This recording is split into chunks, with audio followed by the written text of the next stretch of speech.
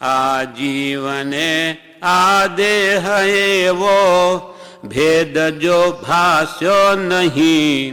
આ જીવને આ દેહ એવો ભેદ જો ભાસ્યો નહીં. પચખણ કીધા ત્યાં સુધી મોક્ષાર્થ તે ભાખ્યા નહીં. એ પાંચમે અંગે કયો ઉપદેશ કેવળ નિરમળો. જીનવર કહે છે નાન તેને સર્વભવ્યો સાંભળો. આ જીવને આ દેહ ભિન્ન ભાવ અને ભિન્ન ભાષ્યોની જ્યાં સુધી જ્યારે આત્માને દેહથી ભિન્ન પ્રત્યક્ષ જુદો અનુભવે છે ત્યાં જ જ્ઞાન રહ્યું છે. આત્મજ્ઞાન જેને પ્રત્યક્ષ થયું અનુભવાત્મક. આ જીવને આ દેહ, જેમ સૌભાગભાઈ કહ્યું કે દન આઠ થયા, દેહ ને આત્મા બે ફટ જુદા જણાય છે. પણ આપ કહો તો માન કે મારી ભૂલ પણ હોય, દેહ ને આત્મા બે ફાટ જુદા જણાય છે. તેમ આ જીવને આ દેહ એવો ભેદ જો ભાસ્યો નહીં, એટલે સાક્ષાત અનુભવ થયો નહીં આત્માનો, તો પચકાણ ત્યાં કીધા ત્યાં સુધી મોક્ષાર્થે ભાગ્યા નહીં. આત્મજ્ઞાન ન થાય ત્યાં સુધીના પચખાણ વ્રત તે મોક્ષને માટે થતા નથી. મોક્ષમાં કામ ના આવે, કેમ કે એને જો આત્માનો લક્ષ્ય જ નથી, આત્મજ્ઞાનનો. એને ઊંડે ઊંડે સંસાર સુખનો જ લક્ષ્ય રહે છે. આપણને બધાને જ્યાં સુધી જ્ઞાન ન થાય ત્યાં સુધી આપણને થાય કે ધર્માદિ ક્રિયાઓ કરવાથી આપણને સુખ મળશે. સુખ શું? ઇન્દ્રિય સુખ. ઊંડે ઊંડે એ જ છે. આત્માનું સુખ તો જાણ્યું નથી, એટલે બધી સુખ સુવિધા આપણને મળી આવશે, ખાવા પીવાની, રહેવાની, અને આવતા બોમાં સુખી થઈશું. સુખી એટલે ઇન્દ્રિય સુખ મળશે. એવી જ ઊંડે ઊંડે એની આકાંક્ષા હોવાથી એના રાગ દ્વેષ જતા નથી. અને જ્ઞાનીની આજ્ઞા ઉપાસે નહીં ત્યાં સુધી એને ભેદ જ્ઞાન કે આત્મજ્ઞાન કરવાનો લક્ષ્ય જ થતો નથી. આ જીવને આ દેહ એવો ભેદ જો ભાસ્યો નહીં. પચખાણ કીધા ત્યાં સુધી મોક્ષાર્થ તે ભાખ્યા નહીં. એટલે જ્યારે ભેદ જ્ઞાન થાય ત્યાર પછી જ મોક્ષ માટે કરેલો પુરુષાર્થ સફળ છે. કેમ કે એને એક લક્ષ્ય બંધાઈ ગયો. આત્મજ્ઞાન થયા પછી એને નિરંતર સ્વરૂપમાં રમણતા કરવાનો જ ભાવ રહે છે. ત્યારે એનો લક્ષ્ય માત્ર મોક્ષ અભિલાષ હોય. ખરેખર આપણે કે એ મોક્ષ માટે કરીએ છીએ, પણ ઊંડે ઊંડે ઈચ્છા જુદી હોય છે.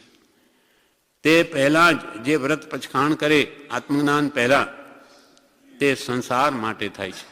એમ બ્રહ્મચારી કહે છે આપણને આત્મજ્ઞાન થયું નથી, એટલે આપણો બધો પુરુષાર્થ મોટે ભાગે સંસાર માટે જ થાય છે. તેને મોક્ષાર્થે ન ગણી શકાય જ્યાં સુધી આત્મજ્ઞાન ન થાય ત્યાં સુધી. એમ પાંચમું શાસ્ત્ર ભગવતી સૂત્ર, પહેલું આચારાંગ, દ્વાદશાંગી, બીજું સુગળાંગ, ત્રીજું ઠાણાંગ, ચોથું સંભયાંગ, પાંચમું જે ભગવતી સૂત્ર ભગવાને ઉપદેશ્યું તેમાં વાત કહી છે કે જ્યાં સુધી આત્મજ્ઞાન ન થાય ત્યાં સુધીના એના વ્રત પચકાણ સંસારને માટે થાય છે. તેને મોક્ષાર્થે ન ગણી શકાય એમ ભગવતી સૂત્રમાં કહ્યું છે. તે તદ્દન સત્ય છે. કેવી રીતે તદ્દન સાચું છે? તો કે જેને દેહમાં આત્મબુદ્ધિ છે, જેમ કે આપણને દેહમાં આત્મબુદ્ધિ છે, દેહ તે જ હું છું, તે સુંદર શરીર ને દિવ્ય વિષય ભોગો જ અજાણપણે પણ ઈચ્છે છે. આપણા લક્ષ્યમાં ધર્માદિ ક્રિયા કરીને શું રહે છે કે આપણું શરીર સ્વસ્થ રહે, સુંદર રહે. એમાં કંઈ આંચ આવે તો આપણને કંઈ ગમે નહીં કે ભાઈ ધર્મ કરો એટલે તમારું શરીર સુકાતું જશે અને બધી સુખ સમૃદ્ધિ જતી રહેશે. તો કે ભાઈ એવું તો નહીં જોઈએ. આપણે બધું રહે માજીની જેમ.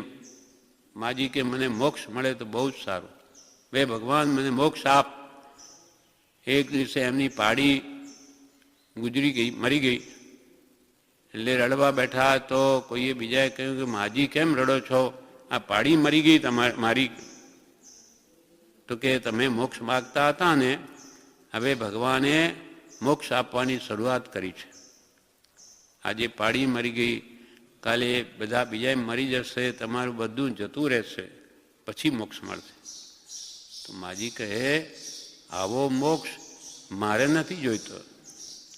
આ બધું રહે અને મોક્ષ મળે તો જોઈએ, પણ આ બધું જતું રહે તો મોક્ષ ના જોઈએ, એવો મોક્ષ ના જોઈએ. તેમ આપણને કોઈ કહે બધું તમારું જતું રહેવાનું, સુખ સમૃદ્ધિ સંસારની, પછી મોક્ષ મળશે, તો એ તો એને ઓછું ગમે. કે એમ તો બધી સુખ સમૃદ્ધિ તો શરીર સ્વસ્થ હોય તો ભક્તિ થાય ને, એ તો ભક્તિ કેવી રીતે કરીએ? શરીર તો સારું જ જોઈએ. એમ એની ઈચ્છા ઊંડે ઊંડે શરીર સ્વસ્થતાની હોય જ છે. અને બહારનું બિલકુલ આપણને અસુવિધા હોય તો અહીંયા ગમે નહીં, અહીંયા ખાવાનું સારું નથી, અથવા ગરમી બહુ પડે એટલે ચાલો ઘરે જતા રહીએ, એમ સુખ સુવિધા એને પહેલાં જોઈએ છે, પછી ધર્મ કરીએ.